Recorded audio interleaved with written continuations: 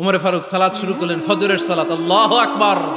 In the meantime Abu Lulu এই খঞ্জর নিয়ে উমরে ফারুকের বুকের মধ্যে 3টা স্টেবিং করলেন। একটা মারলেন নাভির নিচে, মারার সাথে সাথে পাকস্থলী কেটে গেল।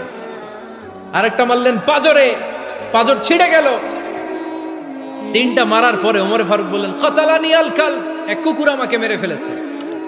পেছন থেকে এক সাহাবীকে টান মেরে সামনের দিকে নিয়ে গেলেন, তুমি নামাজের ইমামতি করাও।